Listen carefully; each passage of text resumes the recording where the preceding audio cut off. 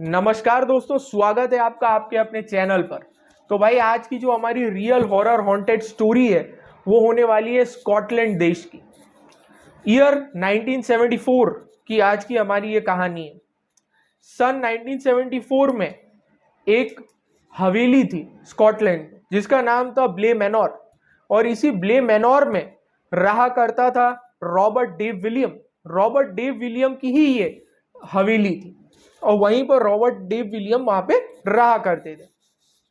Robert Dave William कम से कम 27 सालों तक उस हवेली में रहे जो ब्ले मैनोर थी, और वहां पर वो जब रह रहे थे उसी दौरान 5 साल के अंदर उनकी एक सिस्टर थी और उनके जो हस्बैंड थे उनकी मृत्यु हो जाती है इसी ब्ले मैनोर में।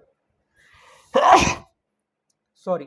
तो वहां पर उनकी मृत्यु हो जाती है और इसके बाद 27 सालों रहने बाद फिर रॉबर्ट विलियम वहां से चले गए।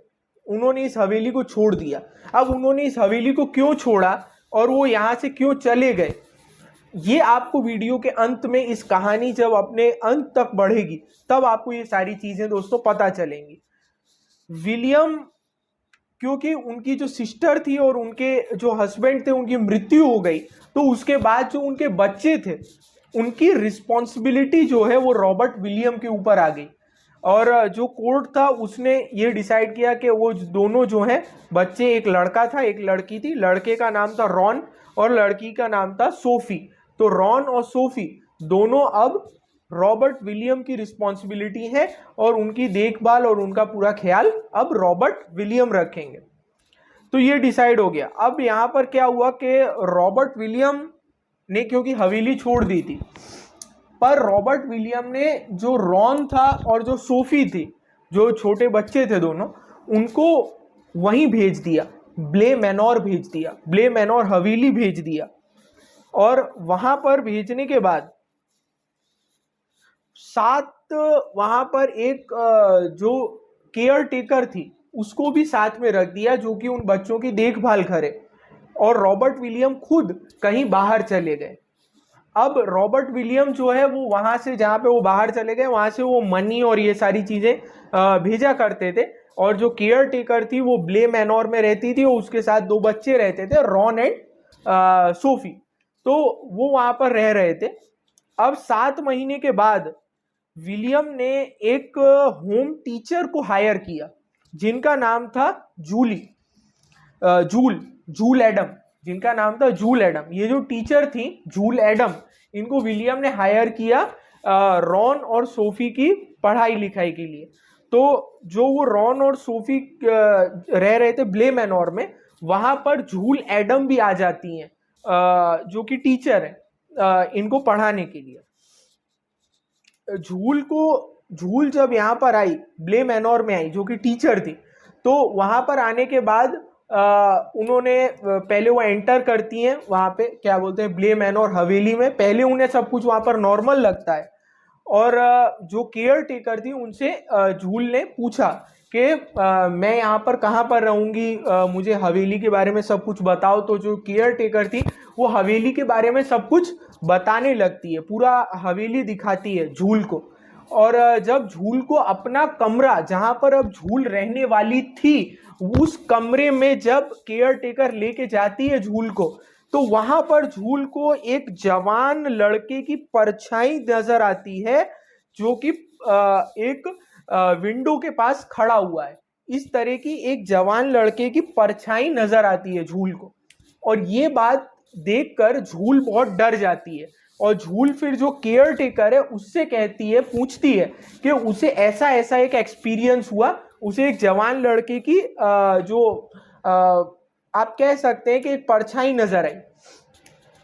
केयर टेकर इस बात को नजरअंदाज करके झूल को ये बताती है कि कोई बात नहीं है, आप डरिए मत, आप इतना दूर से ट्रैवल करके आई हैं तो हो सकता है कि थकान की वजह से आपको इस तरह के इल्यूजन्स हो रहे हों।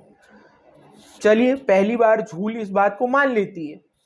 फिर झूल आगे सारी हवेली देखती है। फिर उसके बाद रात का समय हो जाता है और झूल क्या बोलते हैं फिर से अपने कमरे की तरफ जा रही होती है सोने के लिए। तो जब रात में झूल अपने कमरे की तरफ जा रही होती है सोने के लिए, जैसे ही वो अपने कमरे के अंदर एंटर करती है तो वहां पर वो पाती है कि उसके बेड पर एक लड़की बैठी हुई है, एक लड़की का साया टाइप का, एक परछाई टाइप की वहां पर बैठी हुई है।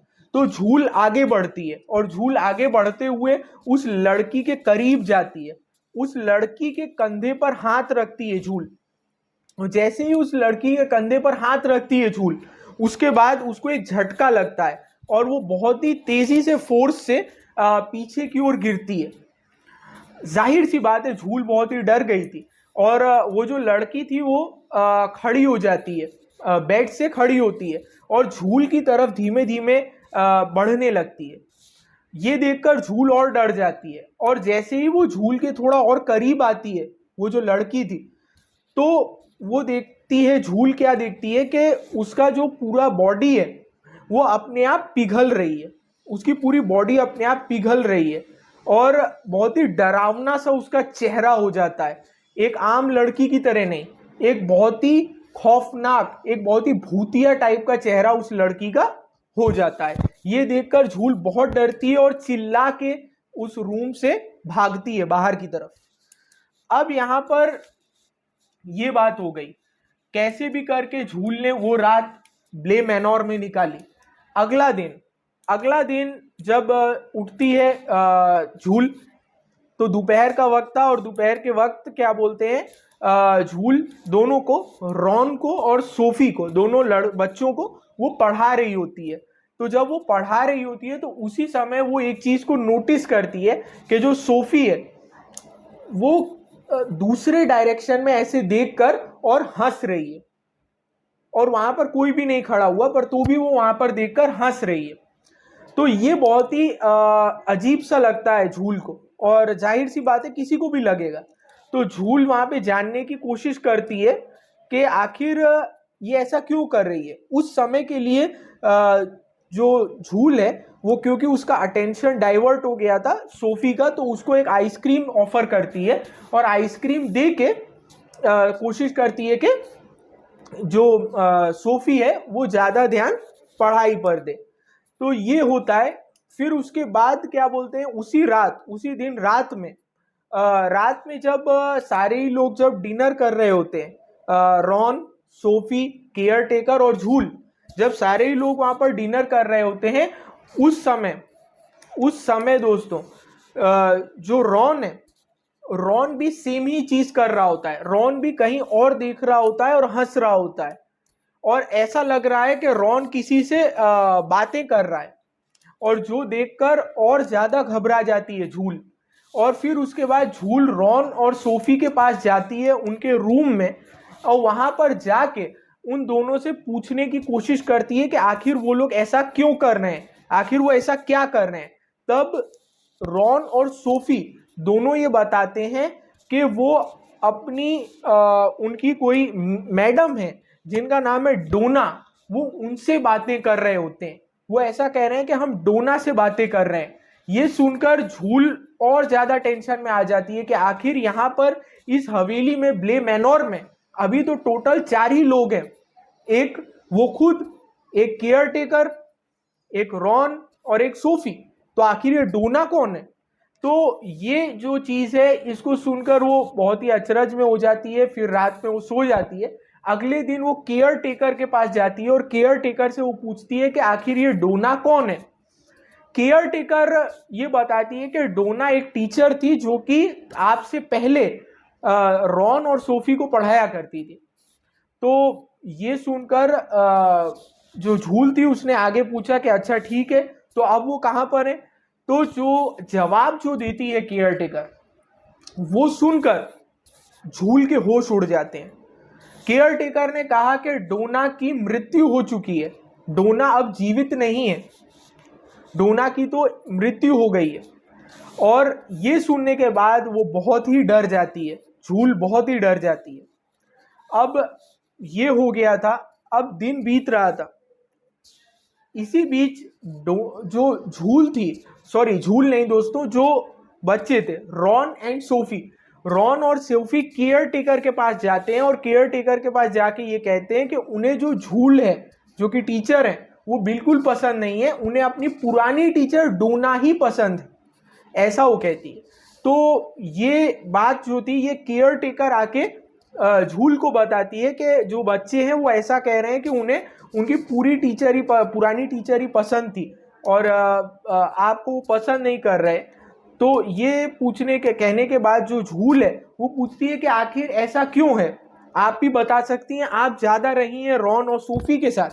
तो जो केयर टेकर है वो ये बताती है कि मेरे हिसाब से तो जो पुरानी टीचर डोना थी वो ज़्यादा बेकार थी, क्योंकि जब से वो इन दोनों को पढ़ाने लगी, रॉन और सोफी को, तब से ये दोनों ज़्यादा इनका जो बिहेवियर है वो बहुत ज़्यादा बिगड़ गया और जिसकी वजह से इन्हें स्कूल से भी निकाल दिया गया था। फिर वो दिन बीत जाता है और अगले ही दिन जो झूल है वो ये पाती है कि जो बेसमेंट है, जो घर का, जो हवेली का बेसमेंट है, वहां पर कुछ अजीब सी आवाजें आ रही हैं और वो आवाजें बहुत ही अजीब थी। तो इस वजह से वो बेसमेंट की तरफ बढ़ती है और झूल जब बेसमेंट के अंदर जाती है तो वो एक बहुत ही भयानक सा मंजर देखती है दोस्तों।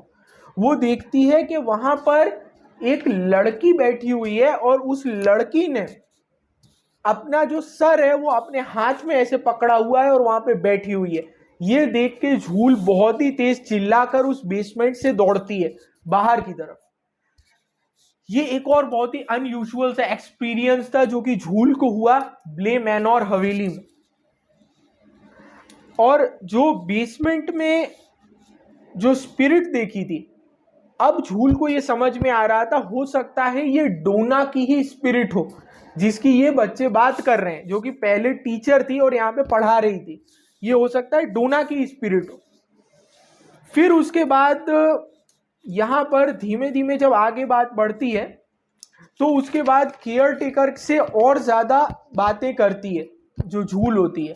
तो उसे मालूम पड़ता है कि जो डोना है वो तो चलिए एक स्पिरिट दिख रही है, उसकी मृत्यु हो गई है तो डोना की स्पिरिट दिख रही है, पर वो जो लड़के की परछाई दिखी थी जो मैंने आपको स्टार्टिंग में बताया, वो कौन था? जो लड़के की परछाई दिखी थी विंडो के पास। तो ये वाली जो बात थी ये केयर टेकर को भी पता नहीं होती है। तो केयर टेकर को एग्जैक्टली नहीं पता था कि ये स्पिरिट कौन सी है, लड़के की स्पिरिट। ये बात जाकर वो सोफी से पूछती है और सोफी ये बताती है कि एक ड्राइवर थे जिनका नाम था पीटर, और वो हमेशा जो डोना थी और सोफी थी और रॉन था, इन लोगों को लेकर इधर उधर जाया करते थे और उनकी भी मृत्यु तब ही हुई थी जब डोना की हुई थी। तो डोना की और पीटर की मृत्यु साथ में हुई थी। तो अब यहाँ पर जो पता चलता है कि वो जो लड़के की परछाई दिख रही है वो और कोई नहीं पीटर है, और जो वो लड़की की स्पिरिट दिख रही है वो और कोई नहीं, वो डोना है। तो ये चीज क्लियर होने के बाद ये डिसाइड करती है, क्या बोलते हैं, जो झूल है वो ये डिसाइड करती है कि इस वजह से हो सकता है क्योंकि डोना और पीटर दोनों ही जो सोफी है और रॉन है इनके साथ रहा करते थे, तो हो सकता है कि उनकी स्पिरिट्स अभी भी अटैच्ड हो इनके साथ और वो इन्हें कोई नुकसान भी पहुंचा सकते हैं। वो स्पिरिट इन दोनों को कोई नुकसान भी पहुंचा सकती है। इस वजह से वो एक लेटर लिखती है और उस लेटर को वो रॉबर्ट विलियम को भेजने के लिए बाहर घर के हवेली के बाहर जो पोस्ट बॉक्स था वहां पर डाल देती है। पर रॉन जाके उस लेटर को निकाल लेता है और उसे जला देता है, क्योंकि रॉन नहीं चाहता था कि ऐसी कोई भी चीज पता चले रॉबर्ट को। अब ये होने के बाद दोस्तों एक बहुत ही अजीब सी चीज झूल को पता चलती है। जब झूल सोफी से बात कर रही होती है तो उसी के पीछे से क्लियर डोना की स्पिरिट आ जाती है और बहुत ही भयानक चेहरे के साथ। ये देखकर वो बहुत डर जाती है और रॉन और सोफी को लेकर वहां से भागने की कोशिश करती है झूल, पर भाग नहीं पाती है क्योंकि वो स्पिरिट्स उसे भागने नहीं दे रही थी। फिर इसके बाद दोस्तों जो केयर टेकर है वो यहाँ से भागने में कामयाब हो जाती है और केयर टेकर यहाँ से भाग जाती है। इसके बाद जो रॉबर्ट था उसको कैसे भी करके एक इंफॉर्मेशन पहुंचाती है जो झूल होती है वो, और दोनों ही बच्चों को वहां से रवाना कर देती है जो ब्ले मैनोर था वहां से। पर झूल अभी भी यहाँ पर रुकी हुई थी और झूल एक चीज पाती है बेसमेंट में जाकर। जब झूल बेसमेंट में जाती है तो वहां पर बहुत ही अजीब अजीब से रिचुअल्स लिखे हुए थे जो कि पैरानॉर्मल रिचुअल्स थे, उस टाइप के भूतिया रिचुअल्स जो कि बेसमेंट की दीवारों पर लिखे हुए थे। और वहां पर 2 डॉल्स पड़ी हुई थी जिस पर रॉन और सोफी का नाम लिखा हुआ था। इससे जो बाद में कंक्लूजन मिलता है वो ये मिलता है झूल को कि जो पीटर और डोना थे वो लोग इस तरह के रिचुअल्स करा करते थे, इस तरह के भूतिया रिचुअल्स करते थे और वो शायद इससे हानि पहुंचाना चाहते थे रॉन को और सोफी को, और इसी तरह के उल्टे सीधे रिचुअल्स करने की वजह से उनकी मृत्यु हुई है। पर यहां पर दोस्तों एक चीज थी कि ये होने के बाद वहां से जब भागने की कोशिश जब रवाना करा रॉन को और सोफी को, तो बाद में ये पता चलता है सोफी तो चली गई पर रॉन नहीं गया, रॉन वहीं पर रह गया था हवेली में। जब ये बात झूल को पता चलती है तो झूल वहां से ढूंढती है तो रॉन को, पर रॉन वहां पे कहीं नहीं मिलता। फिर अचानक से रॉन चीखता हुआ ऐसे आता है बेसमेंट में और वहां पर उसके पीछे दोनों जो स्पिरिट्स थी वो भी खड़ी होती हैं और रॉन वहीं पर गिर जाता है और स्पिरिट्स अपने आप गायब हो जाती है। और उसके बाद वो देखती है रॉन उठता नहीं है, उसकी पूरा जो क्या बोलते हैं पल्स रेट थी वो बंद हो चुकी होती है। इसके बाद झूल वहां से भागती है और झूल वहां से भाग जाती है और उस समय के बाद से आज तक जो ब्ले मैनोर हवेली है वो आज तक बंद है, वो खंडर है। लास्ट में ये भी पता चलता है कि जो विलियम था, रॉबर्ट विलियम, उसने ब्ले मैनोर को क्यों छोड़ा था। उसने ब्ले मैनोर को इसलिए छोड़ा था क्योंकि ब्ले मैनोर एक कब्रिस्तान के ऊपर बनी हुई थी, एक ग्रेव यार्ड के ऊपर बनी हुई थी ब्ले मैनोर हवेली, और रॉबर्ट को भी वहां पर अलग अलग तरह की स्पिरिट्स हॉन्ट करती थी, इसलिए उसने इसे छोड़ा था। तो भाई ये थी आज की कहानी, आपको कैसी लगी ये कमेंट में ज़रूर बताइएगा और इस चैनल को यार सब्सक्राइब कर लो इसी तरह के रियल हॉन्टेड स्टोरीज के लिए। वीडियो को लाइक करो और शेयर करो ज़्यादा से ज़्यादा अपने दोस्तों के साथ। चलिए दोस्तों मिलेंगे किसी और अगली स्टोरी में, तब तक के लिए जय हिंद दोस्तों, बाय बाय, वंदे मातरम।